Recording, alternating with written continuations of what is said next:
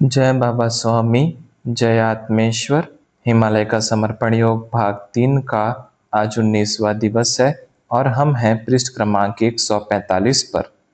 गुरुदेव कहते हैं, अचानक एक कांच की प्लेट टूटने की आवाज से मैं अपने विचारों से बाहर आया। अम्बरीश ने डाइनिंग टेबल पर रखी हुई एक प्लेट नीचे फेंक दी थी। फिर मैंने उसे उठाया और प्लेट के टुकड़े बिनने लग गया। वह प्लेट को तोड़कर अपना आनंद व्यक्त कर रहा था। शायद प्लेट टूटने की आवाज से उसे अच्छा लगा होगा। मैंने चुपचाप प्लेट के टुकड़े इकट्ठे किए और एक छोटी थैली में डालकर अपनी बैग में छुपाकर रख दिए, ताकि जब अवसर मिले मैं चुपचाप उन्हें बाहर फेंक कर आऊं। मैं प्लेट टूटने की बात अपनी पत्नी से छुपाना चाहता था, क्योंकि उन प्लेटों का सेट उसे बड़े चाव से खरीदा था और वह काफी महंगा भी था। एक प्लेट कम है, यह उसे पता लगने में समय लगता। जिस प्रकार प्रत्येक स्त्री का ध्यान किचन रूपी साम्राज्य पर होता है, वैसे ही मेरी पत्नी का भी था। बस आते ही यह प्लेट टूट गई है, यह बताना नहीं चाहता था। स्त्रियों को अन्य बड़ी चीजें भी चली जाए उसका पता नहीं चलता, पर किचन की छोटी चीज भी इधर से उधर हो जाए तुरंत पता चलता है। ऐसा क्यों होता है, पता नहीं। अम्बरीश कुछ करता नहीं था, पर सदैव ऐसा कुछ उसके हाथ से एक क्षण में हो जाता था। ऐसा क्यों होता था, पता नहीं। उसमें अत्यधिक ऊर्जा थी, पर यह महसूस होता था उस ऊर्जा को सही दिशा में बहाना छोटा होने के कारण उसे नहीं आ रहा था। इसके बड़े होने पर इसकी ऊर्जा को सकारात्मक दिशा में बहाना आवश्यक होगा, और जब तक इसे सही दिशा नहीं मिलेगी, यह ऐसा कुछ न कुछ करता ही रहेगा। मैं यह सोच ही रहा था कि पत्नी व बड़ा लड़का बाहर से आ गए। फिर वही विचार मैंने पत्नी को भी बताया। वह बोली, आपने तो थोड़ी देर संभाला, वह मेरा क्या हाल करता होगा सोचो। उसके हाथ से कुछ न कुछ घटित हो जाएगा, ऐसा डर सदैव लगा ही रहता है। एक दिन सुबह सुबह ही पत्नी ने पूछा, जैसे मैं अपनी कक्षा में एक निश्चित कार्यक्रम के तहत साल भर में अपना पाठ्यक्रम पूर्ण करती हूँ, इस प्रकार का कोई पाठ्यक्रम आध्यात्मिक क्षेत्र में गुरुओं का होता है क्या? वे किस पद्धति से पढ़ाते हैं? मैंने बड़ी गंभीरता से उत्तर दिया, आध्यात्मिक ज्ञान पढ़ाया ही नहीं जा सकता है। पत्नी की उत्सुकता और बढ़ी कि फिर गुरु क्या सिखाते हैं और शिष्य क्या सीखता है। मैंने अपने आप को हिमालय में महसूस किया और वहां के गुरु और आसपास का वातावरण मेरे सामने घूमने लग गया। मैंने बोलना प्रारंभिक किया, आध्यात्मिक ज्ञान तो नैसर्गिक ज्ञान है। यह तो प्राकृतिक रूप में ही शुद्ध होता है। यह तो ईश्वरीय ज्ञान है। यह ज्ञान कोई किसी को नहीं दे सकता है और नहीं ले सकता है। यह तो प्रकृति रूप से बहने वाले एक झरने के समान है। एक झरना प्राकृतिक रूप से एक पहाड़ पर एक निश्चित ऊंचाई पर अपनी जगह बहता रहता है। वह कभी जगह नहीं बदलता, उसे अपने ही स्थान पर बहना पड़ता है। अगर हमें उसमें स्नान करना है, तो हमें उसे खोजना होगा। प्रथम स्नान करने की शुद्ध इच्छा करनी होगी, और यह इच्छा मन में तभी जागेगी जब हम अपने शरीर को पवित्र, शुद्ध एवं साफ करना चाहेंगे। स्नान करने की इच्छा भी तभी होगी।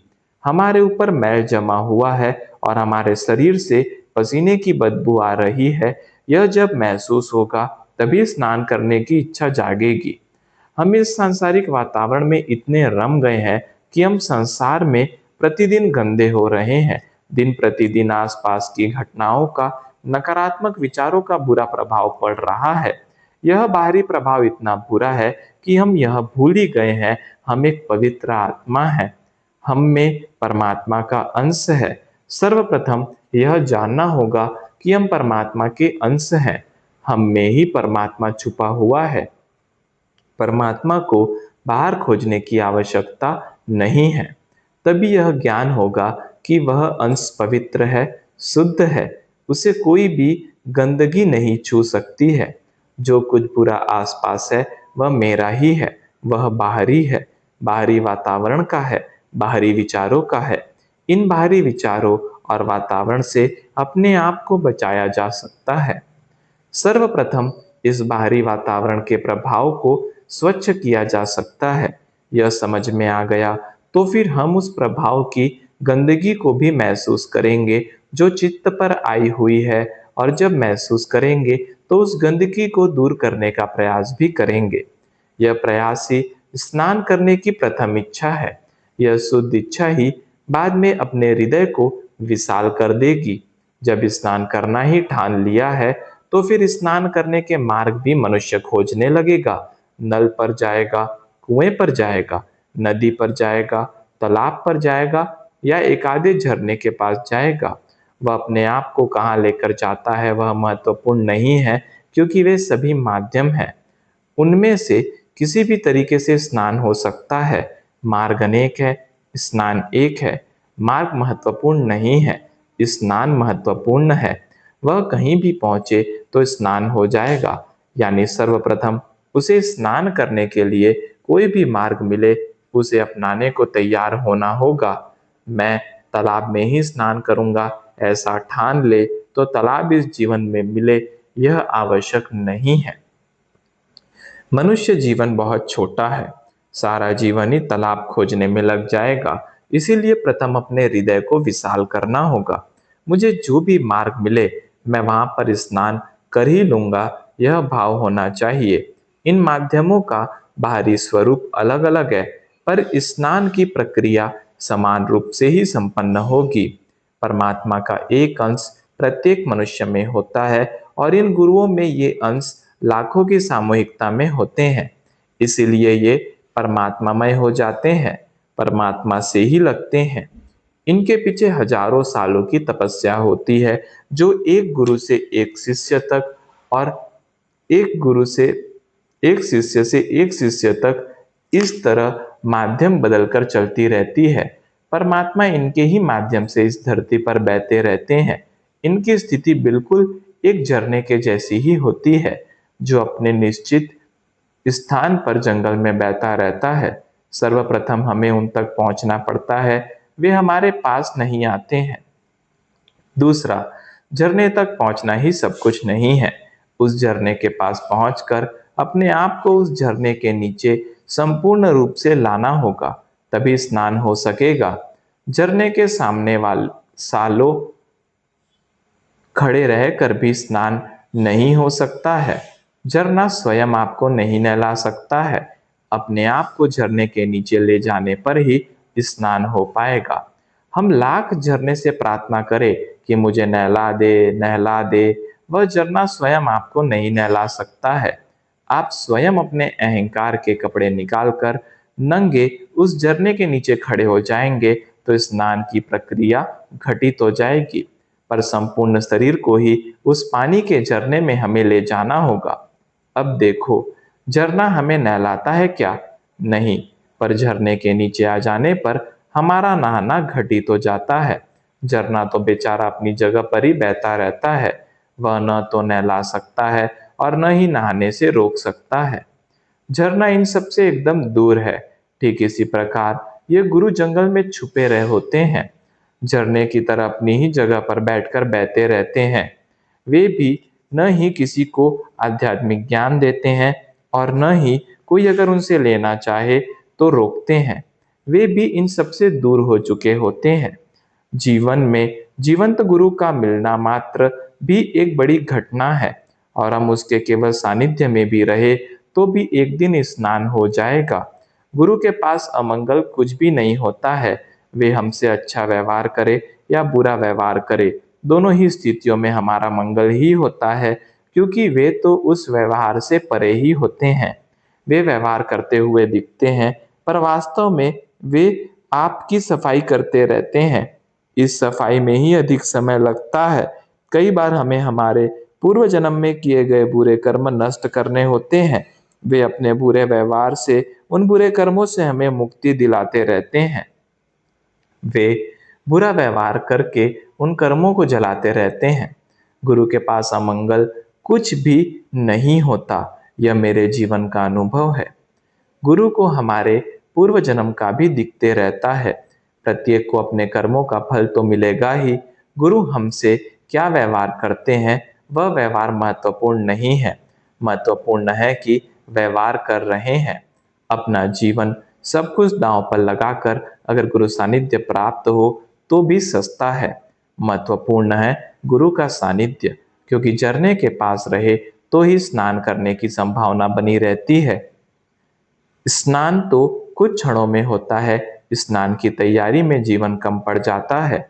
गुरु की शक्तियां तो किसी भी क्षण बरस सकती है, बस हमें करीब होना चाहिए। करीब होना महत्वपूर्ण है। आध्यात्मिक ज्ञान गुरु के सानिध्य में मिलता ही रहता है। प्रथम वह व्यवहार से मिलता है जो हमारे कर्मों के अनुसार होता है, बाद में ही कृपा के रूप में मिलता है। जिस प्रकार से स्नान करने के लिए हमें हमारे शरीर को समर्पित करना होता है, वैसे ही आध्यात्मिक ज्ञान पाने के लिए भी चित्त को शुद्ध करके समर्पित करना होता है। इनका कोई पाठ्यक्रम नहीं होता और न ही वे किसी को आध्यात्मिक ज्ञान देते हैं। कोई क्षण में ले लेता है और किसी को तो जीवन भर भी नहीं मिलता है। आध्यात्मिक ज्ञान तो स्वयं ही बहने लग जाता है, वह बहना भी उसके हाथ में नहीं है। जिस प्रकार से ढलान की ओर बहना पानी का गुण धर्म होता है, ठीक उसी प्रकार से आध्यात्मिक ज्ञान भी ढलान की ओर स्वयं ही बहने लग जाता है। उस ढलान की ओर जाना या न जाना उसके हाथ में नहीं होता है, बहना ही उसका स्वभाव होता है। जो भी उस स्थान की ओर झुका या समर्पित हुआ, तो वह आध्यात्मिक ज्ञान उस माध्यम से दूसरे माध्यम की ओर बहने लग जाता है, क्योंकि वह भी आगे की ओर बढ़ना चाहता है, पर जब तक उपयुक्त माध्यम नहीं मिलते वह बह नहीं सकता है। इस प्रकार आध्यात्मिक ज्ञान एक नैसर्गिक ज्ञान है जो स्वयं ही एक सिरे से दूसरे सिरे की यात्रा करता है। गुरु से शिष्य तक की यात्रा, पर गुरु देते नहीं है, शिष्य लेता नहीं है, सब कुछ हो जाता है। यह ज्ञान देने और लेने से भी ऊपर का होता है। यह गुरु दे नहीं सकते, शिष्य ले नहीं सकता। यह केवल एक प्रक्रिया के तहत होता है। वह प्रक्रिया संपूर्णतः गुरु और शिष्य के संबंध पर ही आधारित होती है। वे संबंध कितने आत्मीय हैं, यह सब उसी पर निर्भर होता है। एक झरने के समान गुरु का स्वभाव ही देना है, वह देते ही रहता है। बस शिष्य का स्वभाव लेना हो जाना चाहिए। गुरु ज्ञान देने का कोई प्रयास नहीं करते हैं, वे तो अपनी मस्ती में ही मस्त रहते हैं। उनका अपना एक विश्व होता है और उसी विश्व में वे रहते हैं। वे कभी सिखाने का प्रयास नहीं करते हैं, क्योंकि प्रयास तो शारीरिक होता है और वे तो शरीर के भी ऊपर होते हैं। वे तो जब अपने स्वयं के लिए भी प्रयास नहीं करते तो दूसरों के लिए क्या प्रयास करेंगे। शिष्य को उनके चरणों पर चित रखकर स्वयं प्राप्त करना होता है, यानी संपूर्ण नतमस्तक होकर ही प्राप्त किया जा सकता है। प्रथम शिष्य का विश्वास गुरु पर संपूर्ण होना चाहिए। यह विश्वास चैतन्य की अनुभूति से हो तो ही वह संपूर्ण होता है। यह विश्वास ही श्रद्धा को जन्म देता है। गुरु के प्रति शिष्य के मन में अनन्य श्रद्धा होनी चाहिए, तभी शिष्य की एकाग्रता गुरु की शक्तियों पर हो सकती है। आध्यात्मिक ज्ञान तो अनुभूतियों पर आधारित होता है। जैसे जैसे अनुभूतियां बढ़ती जाएंगी, ज्ञान भी बढ़ता जाएगा। ये अनुभूतियां शिष्य के समर्पण पर आधारित होती है। वह जितना समर्पित होता जाएगा, वह उतनी ही अनुभूतियां पाता जाएगा। इन सब के लिए जीवंत गुरु का सानिध्य अत्यंत आवश्यक होता है। इसीलिए इस मार्ग में कोई निश्चित समय भी नहीं होता और न ही कोई व्यवस्थित कार्यक्रम होता है। गुरु सानिध्य का अधिक समय पूर्व जन्मों के बुरे कर्मों को नष्ट करने में ही जाता है, और जैसे ही बुरे कर्म नष्ट होते हैं, शरीर नए कर्मों के जाल में उलझ जाता है और गुरु सानिध्य छूट जाता है। आध्यात्मिक प्रगति तो बात का ज्ञान है। यह तो ठीक वैसा ही है कि एक गलत दिशा में गलत उद्देश्य लेकर एक मनुष्य दौड़ता है और अपने गलत दौड़ने से गिर पड़ता है। उसके पैर में चोट लग जाती है और अब दौड़ नहीं सकता, इसीलिए पड़ा हुआ है। पैर में तकलीफ है, इसीलिए डॉक्टर रूपी गुरु के पास आता है। अपने जख्मों पर पट्टी बंधवाता है, दवा दारू करवाता है और अपने जख्म ठीक करवाता है। वह दौड़ नहीं सकता, इसीलिए डॉक्टर रूपी गुरु के पास होता है, पर उसका चित्त तो अभी भी उसी दिशा में होता है। वह केवल शरीर से गुरु के पास होता है, और जिस दिन वह मनुष्य स्वस्थ होता है, वह गुरु सानिध्य को छोड़कर फिर से गलत दिशा में, गलत मार्ग से दौड़ना प्रारंभ कर देता है। यानी वह मनुष्य गुरु सानिध्य में केवल स्वस्थ होने के लिए आया था, आध्यात्मिक रूप से कभी जुड़ा ही नहीं है, तो वह आध्यात्मिक ज्ञान कैसे पाएगा। मैं तुझे एक सत्य घटना बताता हूँ। उत्तराखंड के एक रामपाल राजा की कहानी मेरे गुरु ने बताई थी। वह अति पराक्रमी, अति बलशाली राजा था। अपने जीवन में आने वाले समस्या का जब कोई निदान नहीं मिलता, तब वह श्री मैत्रेय ऋषि के आश्रम में पहुंच जाता था। कुछ दिन उनके सानिध्य में रहता और कुछ दिनों के बाद वापस जाकर अपना राज्यकार भार चलाता था। पहली बार वह तब गया था जब वह युद्ध में हार गया था। दूसरी बार वह अपनी पत्नी से झगड़ा होने पर आश्रम में गुरु सानिध्य में गया। तीसरी बार एक गृह युद्ध के भय से गुरु के सानिध्य में गया। चौथी बार पुत्री की मृत्यु हो जाने पर गुरु सानिध्य में गया और अपने मन को शांत किया। वह अपनी लड़की से बहुत अधिक प्रेम करता था और उसके बिना वह जीवन की कल्पना भी नहीं कर सकता था। इसीलिए उसकी लड़की की मृत्यु से थोड़े समय के लिए उसके मन में वैराग्य की भावना जागी थी, पर वह क्षणिक की थी। थोड़ी समय बाद वह अपने लड़के के व्यवहार से दुखी होकर फिर से गुरु सानिध्य में गया। प्रत्येक बार श्री मैत्रेय ऋषि उसके दुखों को छोड़कर आध्यात्मिक चर्चा ही उससे करते थे।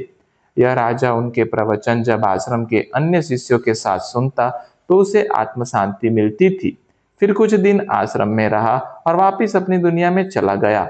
कुछ समय के बाद राजा की रानी की मृत्यु हो गई और फिर राजा एकदम टूट गया और फिर से आश्रम में श्री मैत्रेय ऋषि के पास गया।